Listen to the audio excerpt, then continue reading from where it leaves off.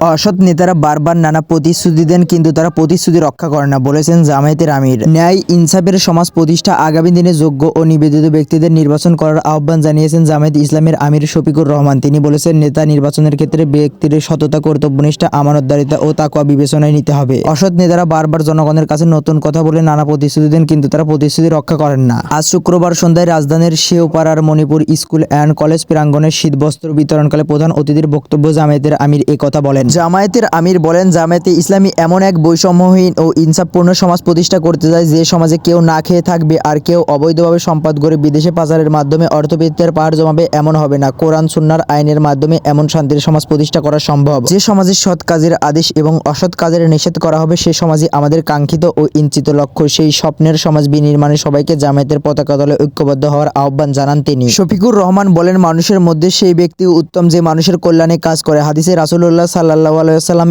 ইরশাদ হয়েছে, তোমাদের মধ্যে তারাই ভালো মানুষ যারা সবসময় মানুষের উপকারের ধান্দায় থাকে। নির্বাচন এলেই এক শ্রেণীর রাজনীতিবিদ জনগণের কাছে ভোট প্রার্থনা ও মানুষের কল্যাণে কাজ করে ইবাদত করার সুযোগ চান, কিন্তু তারা ক্ষমতায় যাওয়ার পর সেই অঙ্গীকারের কথা ভুলে গিয়ে নিজেদের আখের গোছাতে ব্যস্ত হয়ে পড়েন। পক্ষান্তরে সৎ ও আল্লাহভীরু লোকেরা বলেন, আমরা আপনাদের সেবা করতে চাই যদি আমাদের সে সুযোগ আল্লাহ প্রদান করেন। যদি আমরা ভালো কাজ করি তাহলে সহযোগিতা করবেন, আর মন্দ কাজ করলে বিদায় করে দেবেন। অনুষ্ঠানে সুবিধাবঞ্চিত 1000 ব্যক্তিকে কম্বল উপহার দেওয়া হয়। কাপরুল পশ্চিম থানা আমির আব্দুল মতিন খানের সভাপতিত্বে এবং থানা সেক্রেটারি আতিক হাসানের পরিচালনায় বিশেষ অতিথি ছিলেন জামায়াত ইসলামের কেন্দ্রীয় নির্বাহী পরিষদ সদস্য ও ঢাকা মহানগরীর উত্তর আমির মোহাম্মদ সেলিম উদ্দিন, কেন্দ্রীয় কর্ম পরিষদ সদস্য ও ঢাকা মহানগরী উত্তর সেক্রেটারি মোহাম্মদ রেজাউল করিম। উপস্থিত ছিলেন কেন্দ্রীয় মজলিসের শুরা সদস্য মহিবুল্লাহ, মহানগরী কর্ম পরিষদ সদস্য মোহাম্মদ শহীদুল্লাহ শাহ আলম প্রমুখ।